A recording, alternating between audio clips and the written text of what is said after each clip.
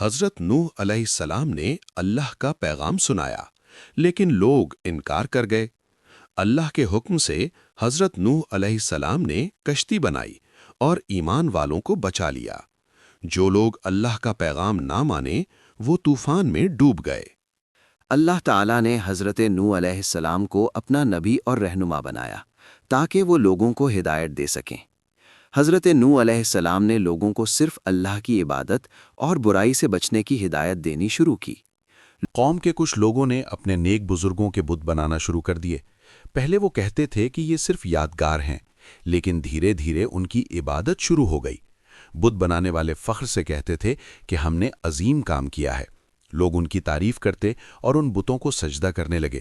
حضرت نوح علیہ السلام نے انہیں سمجھایا کہ یہ بت تمہیں نفع نہیں دے سکتے، صرف اللہ ہی عبادت کے لائق ہے۔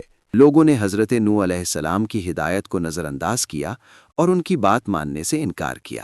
جب قوم نے انکار ہی پر ضد کر لی تو حضرت نوح علیہ السلام نے اللہ سے دعا کی، اے اللہ، زمین پر کافروں میں سے کسی کو بھی نہ چھوڑ۔ اللہ تعالیٰ نے حضرت نوح علیہ السلام کو حکم دیا کہ وہ بڑی کشتی بنا لیں۔ لوگوں نے حضرت نوح علیہ السلام کا مذاق اڑایا، لیکن انہوں نے صبر اور ایمان کے ساتھ کام جاری رکھا۔ اللہ تعالیٰ نے حضرت نوح علیہ السلام کو کہا کہ لوگوں کو ابھی بھی سمجھایا جا سکتا ہے، ورنہ بارش اور طوفان سے سب کچھ تباہ ہوگا۔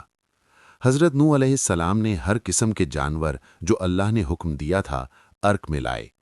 حضرت نوح علیہ السلام نے اللہ کے حکم سے ارک کو مکمل کر لیا اور تیار ہو گیا۔ حضرت نوح علیہ السلام نے لوگوں کو بار بار چیتایا، لیکن انہوں نے نہیں سنا۔ حضرت نوح علیہ السلام نے دیکھا کہ اللہ کا حکم شروع ہو گیا اور بارش تیز ہو گئی، پانی ہر طرف پھیل گیا، لیکن حضرت نوح علیہ السلام اور ایمان والے لوگ ارک میں محفوظ تھے۔ لوگوں نے اللہ کی انکار کی اور طوفان ان پر چھا گیا۔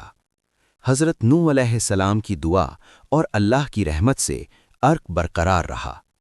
اللہ کی رحمت سے طوفان دھیرے دھیرے کم ہونے لگا اور سکون آیا۔ حضرت نوح علیہ السلام اور آرک ماؤنٹ جودی کی طرف بڑھ رہے تھے۔ اللہ کی رحمت سے آرک ماؤنٹ جودی پر سیفلی اتر گیا۔ اللہ کی رحمت سے پانی دھیرے دھیرے کم ہونے لگا اور زمین دکھنے لگی۔ حضرت نوح علیہ السلام نے جانوروں کو آرک سے نکلنے دیا اور وہ اپنی منزل کی طرف گئے۔ حضرت نوح علیہ السلام نے اللہ کا شکریہ ادا کیا کہ ان کو اور ان کی قوم کو محفوظ رکھا۔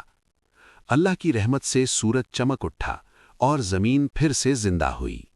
ایمان والے لوگ اللہ کی رحمت سے محفوظ رہے اور انہوں نے زندگی نئی شروع کی۔ حضرت نوح علیہ السلام نے اپنی قوم کو دعا اور شکر ادا کرنے کی تعلیم دی۔